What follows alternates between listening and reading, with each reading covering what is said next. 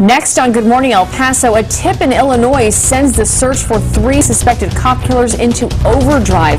But police now say that lead was fake. In El Paso, 2 cars go up in flames overnight. Our round-the-clock crew has video and details live from the scene. And Korean businesses in Los Angeles say they're fed up. Why they're considering trading in sunny California for the Sun City. Live, where news comes first. From the Mesilla Valley and Las Cruces to El Paso and the borderland. This is ABC 7's Good Morning El Paso. A very good morning to you, El Paso, Las Cruces, and Juarez. I'm Stephanie Valle. And I'm Hillary Floren. Good morning, everyone. It is now 6:01. We're going to check in with Crystal right now before you head out the door so you know what the weather will be like. Exactly. And Crystal, it's looking pretty good so far. It is. We do have some light rain, though, out there. So if you're parts of southern New Mexico, you might want the umbrella. Although, honestly, at this point, it's a very light rain, so it's not going to really affect your commute, other than you might want to switch on those windshield wipers. Currently, the green you see, really light colored green, is likely just some of that lower hanging thick cloud coverage and some light rainfall. We're talking those like drizzly conditions, the teeny tiny little raindrops that hit the windshield as you're driving along to work. If we drop on into Las Cruces, you can see that most of the board is in that very light green, which might not even be making it to the surface. As you travel a little farther down Interstate 10 towards El Paso, the deeper greens indicate a lighter but maybe more steady rainfall outside. Temperatures were at 78 degrees in El Paso. Some clouds out there, but not rain that we're tracking in this area. And in Las Cruces, 69 degrees that temperature. Relative humidity certainly up. We've been talking 20–30% range the last few days. Now we're at 58%. So the value is there, the moisture is there. In a few minutes, we'll track your chances of rain, not just through today, but right on into that weekend. Thanks so much, Crystal. Now to the headlines. Fire crews were called out overnight after a car was engulfed in flames. This morning, investigators are still trying to figure out if someone intentionally set that car on fire. It happened around 1:30 in the morning on the 3600 block of Lincoln, right outside the Arches apartment complex. We have Denise Olivas on the scene right now with our live look. Good morning.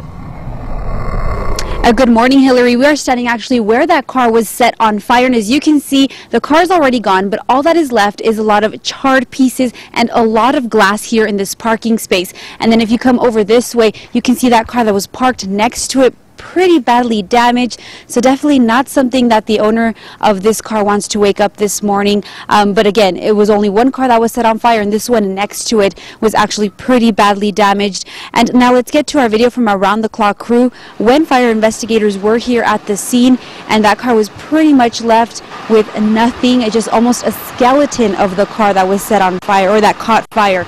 The fire investigator here at the scene would not give us much information, but a police officer that was out here says they were called out for a possible arson investigation, but again, that has not been confirmed by fire officials. What we do know is that no injuries were reported, and according to emergency radio scanners, we do know that there was some sort of domestic call that was made to these apartments at the same time that the fire was reported, but again, it's still not confirmed if those calls are related to one another. For now, we're live in north central El Paso. Denise Olivas, ABC 7. All right, Denise, thank you for those new details. And more round-the-clock news from West El Paso.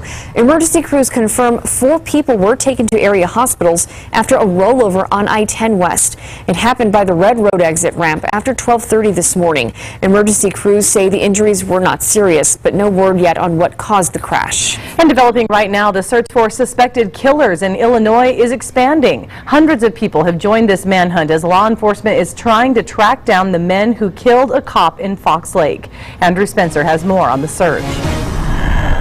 Police swarmed overnight amid reports that 2 suspicious men had been spotted in Volo, Illinois, not far from Fox Lake, where Lieutenant Joe Glinowitz was shot and killed on Tuesday. It was called in by an individual to dispatch centers.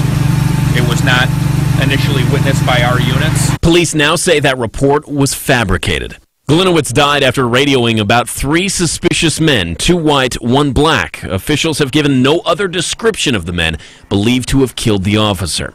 But new leads have poured in as multiple agencies hunt for the 3 men. We feel like we are making some progress. Unfortunately, we haven't apprehended anyone. Recordings of police dispatch indicated the suspected killers may have run toward a nearby marsh where the terrain is overgrown and swampy. This is a very area that's got a lot of foliage around it, so they're turning over every leaf and blade of grass to see if there's anything else out there that they may have missed. At a crowded vigil Wednesday, Glinowitz's widow thanked everyone for their support. The very presence of all of you here, as well as all the support and prayers from all over the nation, are truly appreciated by me and my family.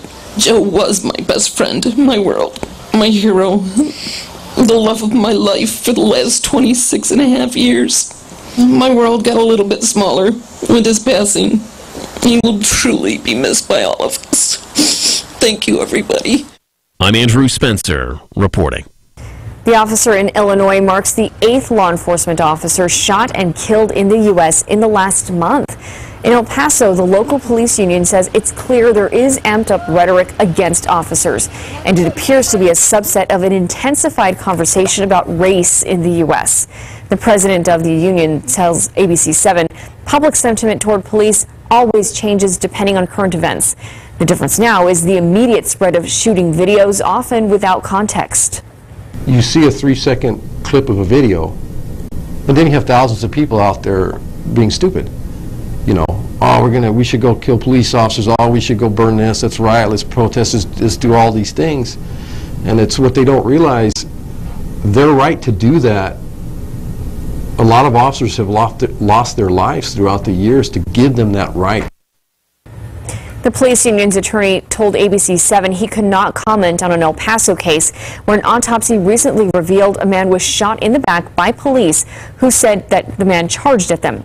Year to year, though, the number of police killed in the line of duty is down. And in San Antonio, investigators are looking at a second video that shows deputies shooting and killing a man with his hands raised. In that video, officials say the man appears to be holding a knife. It's not been released to the public. At a news conference, the Bexar County Sheriff said the video has been forwarded to the state crime lab to see if the footage can be enhanced and maybe even slowed down. Investigators believe 41-year-old Gilbert Flores was holding a knife, but it's not really clear. The first video shows him standing motionless with his hands raised in apparent surrender. That's when he was shot, but a utility pole is actually obscuring one of his arms. More details on the shooting that happened in Mesilla Tuesday. The suspect, 21-year-old Jacob Martinez, is now facing battery charges. On Tuesday, an officer with the Mesilla Marshal's office was looking for Martinez in connection with an alleged domestic disturbance. A spokeswoman with the Doña Ana County Sheriff's Office said the officer felt threatened and opened fire. No one was hit, but Martinez was taken into custody. The details about the exact threat made against the officer have not been released. Parents in South Central El Paso are stunned after a popular daycare center is cutting back on its programs. It may possibly close altogether. We're talking about the Houchin Community Center, which is a cultural and historic landmark. Houchin Board President Laura Neal says that leadership tried right up to last Thursday's decision to find a way to keep the daycare going, but enrollment declines led to price hikes, which further depressed the enrollment. The deficit there threatened the function of the center as a whole. We can't get grant money to pay for salaries. Grant money can't pay for the lights. Grant money has to be used for programs, which is what we want to do and what we can do. But right now, salaries and utilities are what's killing us. So if you want to find out more about the Houchin Center or contact them, you can find the link on our website at KVIA.com. A story in the Los Angeles Times says Korean businesses in the LA garment district are considering a mass move to El Paso. An increase in minimum wage to $15 over the next few years in LA, coupled with jumps in rent and stricter labor enforcement, has businesses looking for somewhere else to set up shop. The story also mentions that a real estate broker from El Paso is meeting with the Korean American Apparel Manufacturers Association. One of the Korean business owners making the pitch for the move says El Paso has plenty of skilled laborers, fewer regulations, cheaper rent, and direct flights to LA. It is 6:09. We have an ABC7 traffic alert right now. Some lane closures on the border highway. This will be between US 54 and Park Street in South Central. The eastbound right shoulder will be closed, as well as the westbound right lane. These closures necessary, of course, to begin work on the new Coles-Paisano interchange, which is part of the Border Highway West project. Those lanes will remain closed, by the way, until further notice. And now let's take a look at our TxDOT traffic cameras in Northeast El Paso, US 54 and Trans Mountain, now at Sun Valley, where you can see traffic is starting to pick up just slightly, but be careful if you're heading out the door this morning. And we have much more to come right here on Good Morning El Paso today. An update on the short lunch break parents and students were complaining about in Las Cruces. It looks like there's finally a solution. And a deadly snake escapes from its lair in Florida. Now authorities are trying to track it down, and the details of this story are pretty scary. It really is. Not so scary, though. Our forecast and meteorologist Crystal Clay is standing by with the preview. No, that's not scary at all, but we do have some chances of rain that are going to increase in the days to come. We're taking a look at that Labor Day weekend coming up after your break. Thanks, Crystal. This is ABC 7, where news comes first.